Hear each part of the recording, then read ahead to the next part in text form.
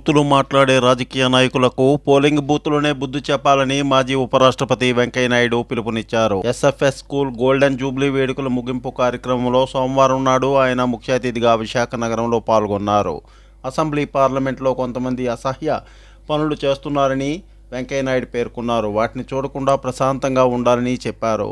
రాజకీయ నాయకులు స్థాయిని మరిచి చౌకబారు మాటలు మాట్లాడకూడదని ఆయన హితవు పలికారు. ఈ మధ్యకాలంలో రాజకీయ నాయకులు బూతులు మాట్లాడుతున్నారని వెంకయ్యనాయుడు ఎద్దేవా చేశారు. ఇటువంటి వారికి పోలింగ్ బూత్లోనే తగిన సమాధానం చెప్పాలని వెంకయ్యనాయుడు కోరారు. చదువు ఎంత ముఖ్యమో సంస్కారం కూడా అంతే ముఖ్యమని అన్నారు.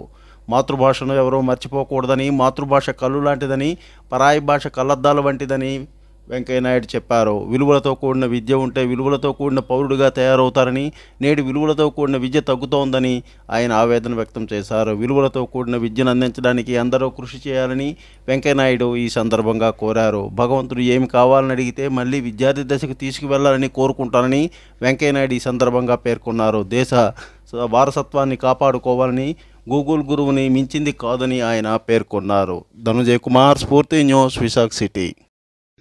మానవాళి మనుగడకు ప్రమాదంగా పరిణమించే వ్యాధులు, పెరుగుతున్న జనాభాకు తగినట్టుగా వస్తువులు, ఆహారం లేకపోవడం, భౌగోళిక రాజకీయ అనిశ్చిత స్థితి.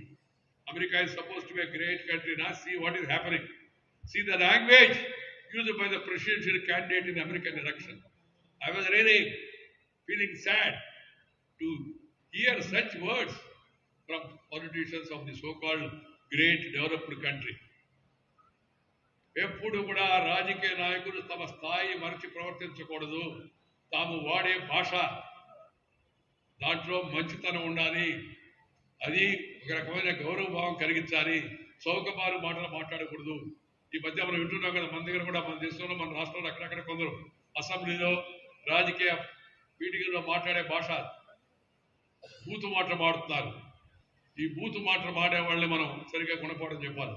మన కొంతమంది అమ్మలు అడిగారు నన్ను, సార్ ఈ బూతు మాడేవాడు ఏం చేయాలని. దానికి మార్గం నీ చేతిలో ఉందన్నమ్మా అన్న. నా చేతిలో ఏముంది సార్ అన్న. బూతులు మాట్లాడేవాడికి బూతులోని సమాధానం చెప్పు అన్న. ఆ విషయం సర్ప్రైజ్. బూతులో సమాధానం అంటే బూతు మాడమంటున్నాడేమని నేను చెప్పా. బూతులు మాట్లాడేవాడికి పోలింగ్ బూతులో సమాధానం చెప్పమ్మా, లోపలికి వెళ్ళు, బటన్ నొక్కు, ఫినిష్ అయిపోతుంది. అలాంటి వ్యక్తులను, అలాంటి శక్తులను మనం ఎలాంటి పరిస్థితుల్లో ఎన్నికల్లో ప్రోత్సహించరాదు. అవినీతికి, అక్రమాలకు, అత్యాచారాలకు, తప్పుడు పదజాలానికి పాల్పడే నాయకులను గుర్తుంచుకొని ఎన్నికల్లో ఓడించాల్సిన అవసరం ఉంది. దానితో పాటు మనందరం కూడా టెక్నాలజీ నాలెడ్జ్ పెంచుకోవాలి. Do not forget the culture, at the same time pick up the new science and new technology. ఇది అందరూ గుర్తుపెట్టుకోవాల్సిన అవసరం ఎంతో కూడా ఉంది. అభివృద్ధి పేరుతో మన సమాజ విధ్వంసం కొన్ని దగ్గర జరుగుతూ ఉంది. ఆ విధ్వంసం. Please like, share, subscribe our channel.